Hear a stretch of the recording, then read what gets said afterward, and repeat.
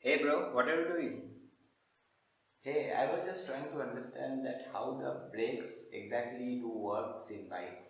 I mean, there are different kind of brakes like disc brakes, drum brakes. So how exactly it makes the bike stop? So I was just searching about it in net because I am not very sure about that one.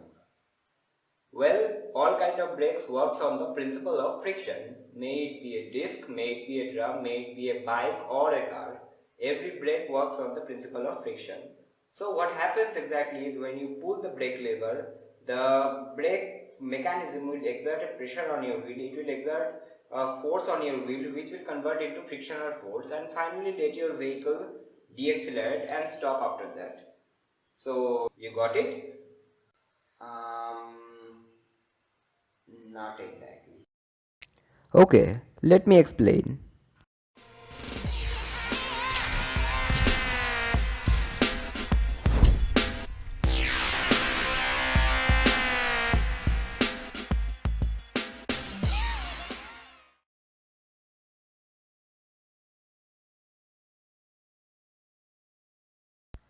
So this is the entire disc brake assembly, which mainly contain of four parts: the fluid reservoir, the hydraulic lines, the calipers and the disc itself.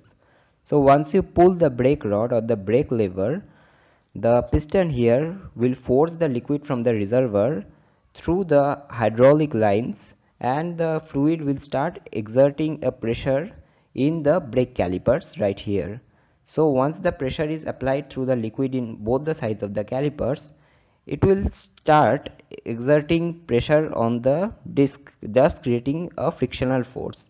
Thus when a frictional force starts creating in the discs, it will start deaccelerating the bike or deaccelerating the wheel slowly, and thus after some time your bike will come to stop. So let's see how this assembly exactly looks in a real bike. So my bike is basically having a disc in the front and drum in the rear. So this is the brake lever. So once you pull the brake lever right here, we it will force the piston towards itself. The piston is connected to the reservoir. This is the reservoir which contain the brake fluids. Now once you pull the brake, the piston will force the fluid from this reservoir through the hydraulic lines which are connected to the reservoir right here. So this is the hydraulic lines connected with the reservoir. The hydraulic lines will go down, down, down and more down to the brake calipers. As you can see, this is the brake calipers, which is very much closely associated with the disc. So these are the two calipers which are connected with the hydraulic lines, and this is the disc which is connected to my front wheel, and these are the brake pads. Not I'm not very sure if you are exactly able to see.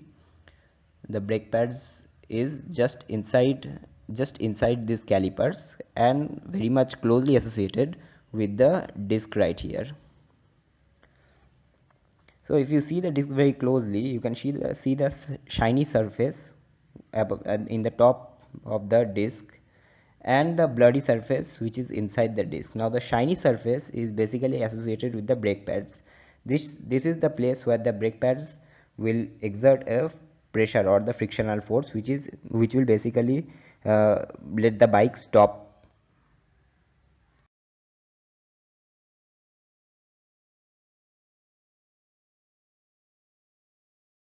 Now let's come to the drum brake assembly. The drum brake assembly may seem a little complicated at first because a lot of springs and lot of things associated with it, but the basic principle is always the same. So this is the drum brake assembly which you are seeing in the screen. So when you pull the brake lever, the brake shoes will start exerting a force on the outer side of the drum which is associated with the wheel. This force will start creating a frictional force, finally deaccelerating your vehicle. So let's see how it exactly looks in a real bike. Now as I said, my bike is having a drum brake in the rear wheel. So this is exactly how the drum brake assembly looks from outside, and this is the cable which is connected with the lever. So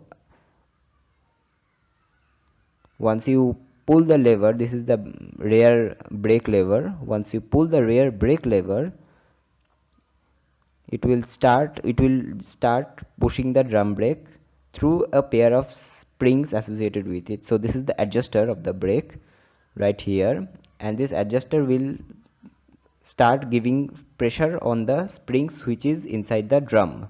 So this is the drum which is associated with the wheel. Now once the pressure starts creating in the drum, the frictional force will start deaccelerating the bike, just like this.